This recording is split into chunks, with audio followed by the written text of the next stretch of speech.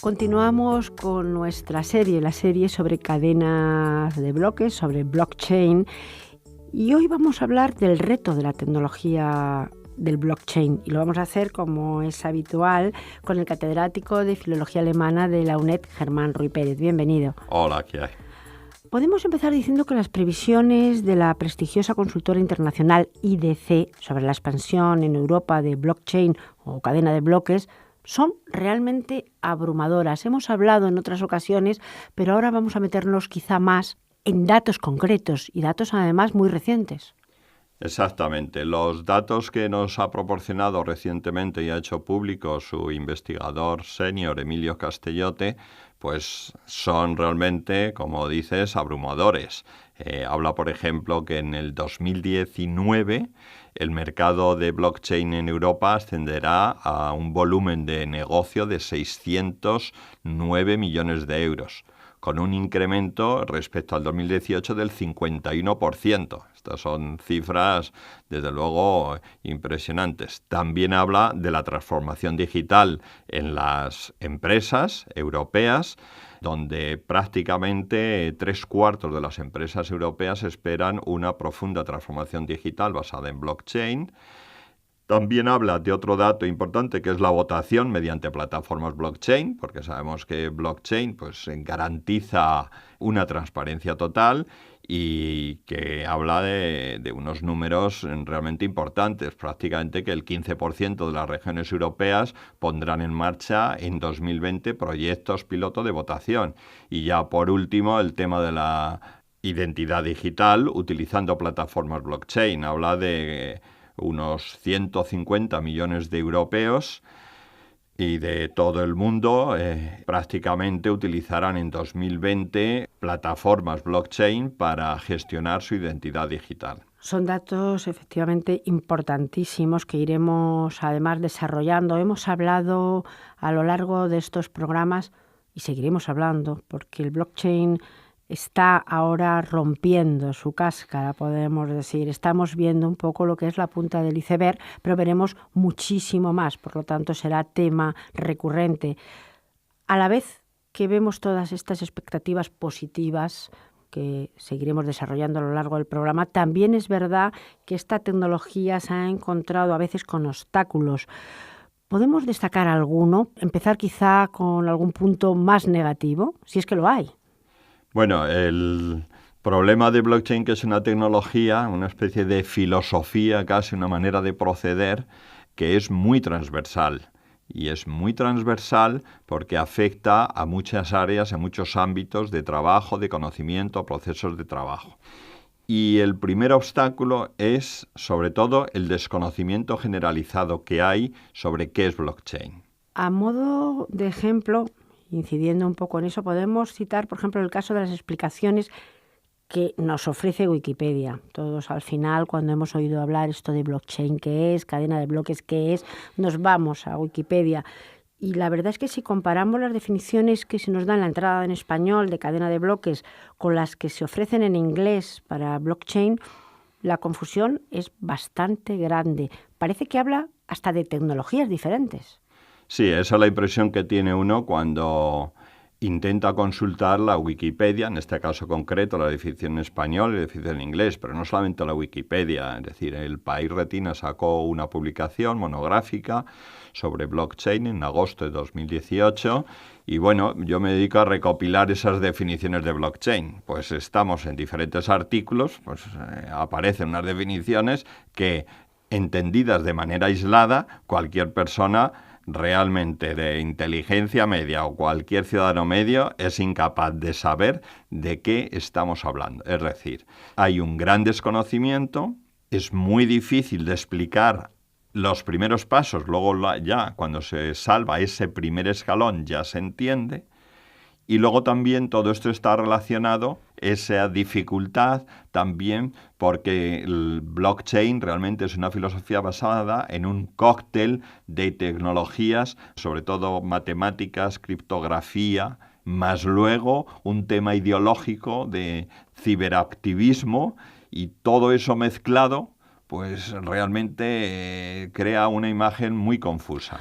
Hemos hablado en otras ocasiones y no vamos a incidir demasiado, por ejemplo, en la mala reputación del Bitcoin. Hemos hablado de esta moneda alternativa, antisistema, que empezó así, aunque también hemos dicho, porque hemos dedicado un programa pues al mundo de la banca, del negocio, del dinero, que la propia banca se ha apropiado de la tecnología, de alguna manera ha visto ahí un verdadero filón, y aquello que empezó casi, entre comillas, en su contra, pues ahora mismo es un arma que tienen importante. La verdad es que a pesar de todos estos obstáculos, de la mala reputación de estas monedas como el Bitcoin, los beneficios son indudables. Y además yo creo que están ya reconocidos mundialmente. Por ejemplo, la revista The Economist dedicó su portada del 31 del 10 ya del 2015, o sea que hace unos años, al blockchain, calificándola como la máquina de la confianza. Ya hemos hablado también en otras ocasiones por qué. Estos datos que se quedan ahí y que no se pueden cambiar. Por lo tanto, ¿esto es lo que genera confianza?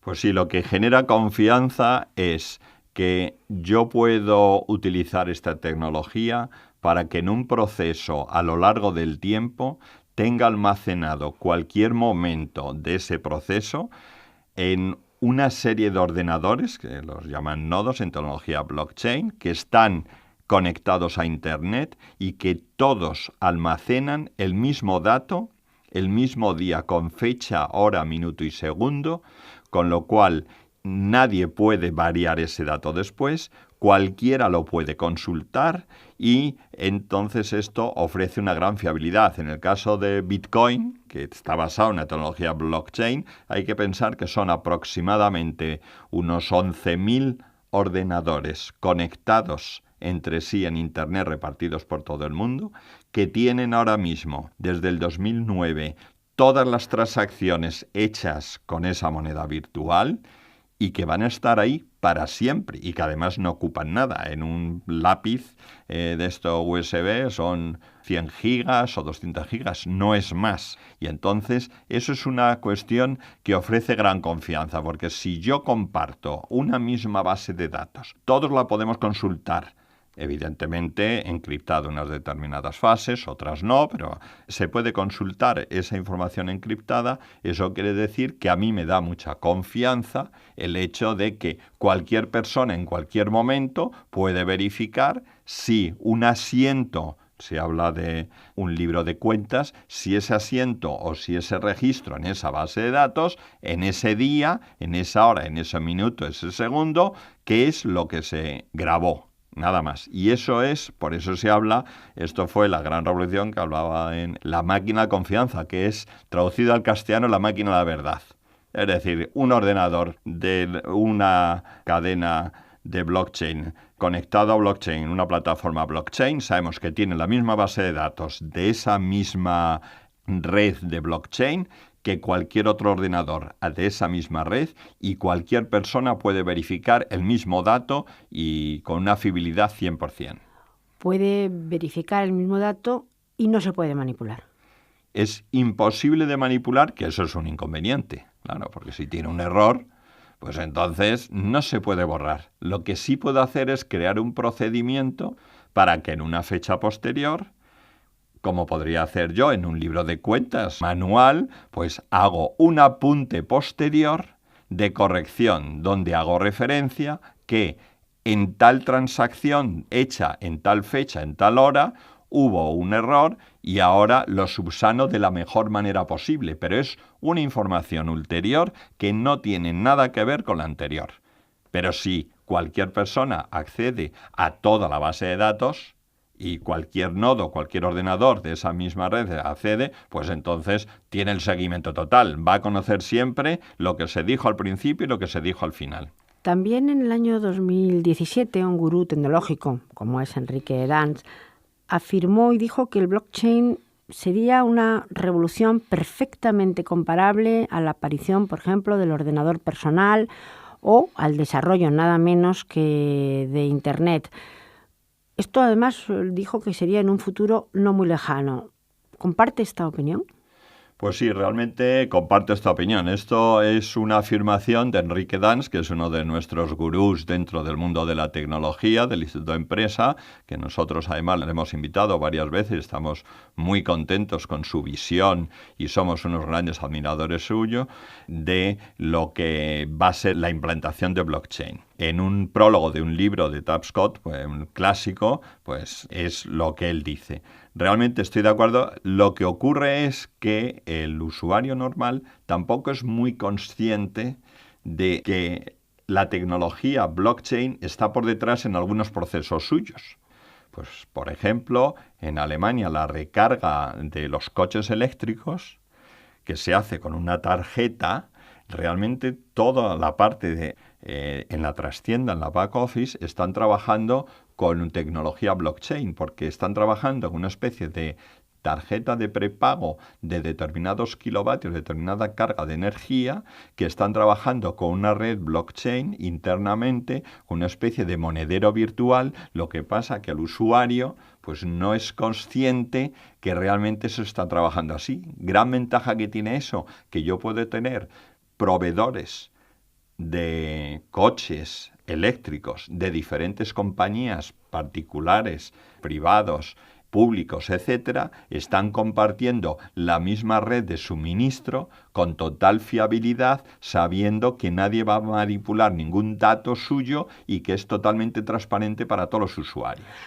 A lo largo de este programa y también de otros dedicado al tema del blockchain, hemos hablado y hemos dicho en varias ocasiones una palabra que es transversal, que es una tecnología transversal. También hemos hablado de que se puede aplicar a la educación, a la banca, al mundo del arte, por ejemplo. No sé si lo hemos hablado, pero también se puede aplicar. Es decir, hay muchas áreas, pero ¿cuáles serían las más importantes para su implantación? O precisamente esta palabra que nombramos quiere decir que de alguna manera es una red y la tecnología se mezcla en distintas áreas. Pues realmente es la segunda parte. Es una especie de tecnología que en determinados momentos y en determinados procesos pues puede llegar a implantarse. De hecho, lo que se recomienda muchas veces en las empresas cuando aparecen proyectos de tecnología blockchain es tener a un experto de blockchain para que veas en qué momentos de tu empresa te interesa aplicarla. Para eso tienes que tener una visión global, tienes que conocer bien la tecnología blockchain, no a nivel programación, sino una visión de bosque, una visión generalista, que es lo que falta para decir, en este proceso es necesario, me va a venir muy bien la tecnología blockchain. ¿Cuáles son esos momentos? Pues son aquellos momentos en los que uno puede detectar que hay una posibilidad de fraude. Fraude en el sentido de una manipulación humana para variar un dato. Pongamos, por ejemplo, una aplicación que ahora ya ha salido recientemente, pues la falsificación de diamantes. Los diamantes ahora, pues en muchas empresas de diamantes, lanzan el diamante con una micromarca dentro, que es una parte de la base de datos de blockchain y ya sale con una numeración que es alimentada en una base de datos de blockchain. De tal manera que cualquier movimiento de compra-venta de ese diamante va a tener seguimiento en esa base de datos. Eso quiere decir que cuando yo compre un diamante, voy a exigir que esté en esa base de datos. Y yo voy a poder saber, el fabricante, por qué fases ha pasado. Si es falso, evidentemente no va a estar en esa base de datos porque el fabricante no lo ha introducido en ese día. Igual pasaría en el mundo del arte, que verificaría su autenticidad. Mundo del arte, exactamente igual. Proveedores, por ejemplo, de materias primas para terceros.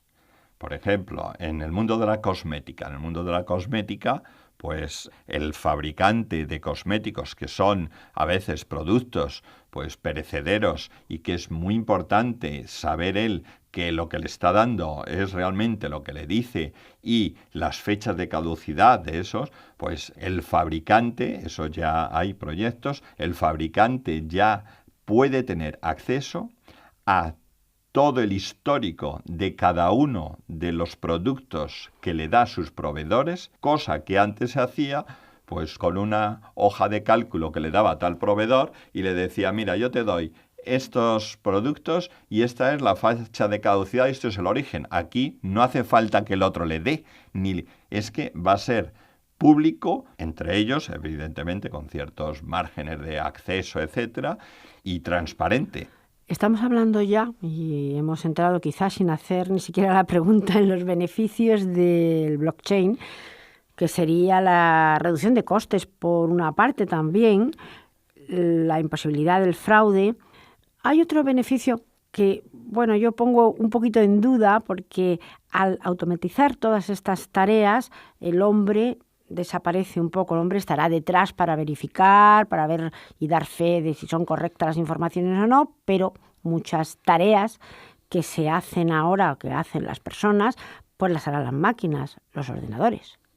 Pues sí, ese es un problema que tiene la tecnología blockchain, es decir, que determinadas actividades humanas que solamente consisten en verificar un dato anterior para uno dar fe que ese dato existe, pues como los registradores de la propiedad, por ejemplo, el registrador de la propiedad dice, oiga, este terreno que es de esta persona, lo vendemos a esta otra y este realmente es de esta persona, etcétera. Si todo eso se automatiza, el registrador de la propiedad lo único que va a necesitar va a ser un gestor de esa plataforma blockchain y su productividad subirá mucho, con lo cual sobrarán registradores de la propiedad, sin lugar a dudas. Y cada persona puede gestionar de manera personalizada sus propios datos personales, por ejemplo. Claro, porque se va al modelo de Estonia, donde yo tengo, el Estado me proporciona una base de datos de blockchain de confianza total, de tal manera que voy a ser yo el que una sola vez alimente esa base de datos y se alimente. En España sabemos que se está haciendo parcialmente con el tema de la seguridad social, la tarjeta única, que uno va a cualquier autonomía, etcétera, y entonces sabe el histórico. Pero no que lo gestione un tercero, lo voy a gestionar yo. Yo voy a ser el gestor de esa base de datos, porque ahora lo gestiona, en el caso concreto de la seguridad social, lo gestiona la seguridad social, pero yo no tengo acceso directo. Y entonces por eso se habla de la soberanía del dato personal, la autosoberanía. Yo voy a ser mi propio gestor y yo voy a decidir qué dato, a quién y en qué momento. Un tema que ha estado en prensa y que ha sido motivo de problemas y controversias, por ejemplo, el de la formación bonificada a las empresas. ¿Qué se hacía con ese dinero? ¿A dónde iba realmente ese dinero? Es una etapa quizá oscura de todo ello. ¿Con esta tecnología también eso podría estar controlado? Sí, ahí hay que hablar que una de las empresas líderes en el mundo de la microinformática con el ordenador personal fue IBM. IBM ha sido ahora mismo una de las empresas que ha hecho una apuesta mayor por crear plataformas blockchain a la medida en aquellos momentos o en aquellos procesos donde IBM cree que blockchain puede ser gran solución. Por eso IBM, y vuelvo a la pregunta que me acabo de plantear, ha presentado ya un boceto de lo que es una plataforma blockchain donde están integrados todos los procesos que hay en la formación bonificada, que como has dicho, pues ha sido un sitio, un momento donde ha habido fraude, de tal manera que el fraude está excluido porque todo ese seguimiento lo hace el ordenador.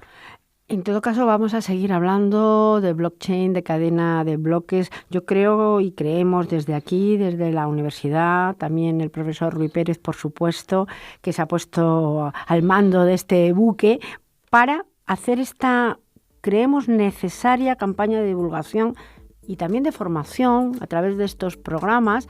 Por supuesto, a través humildemente de los programas yo creo que se puede llegar a más gente de lo que es esta tecnología, de lo que es el blockchain.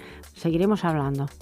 Sí, exactamente. Hablaremos de esto y de unos proyectos concretos de transferencia de la sociedad y de proyectos punteros con otras universidades y otros organismos de divulgación de lo que es el blockchain. Muchísimas gracias. Gracias.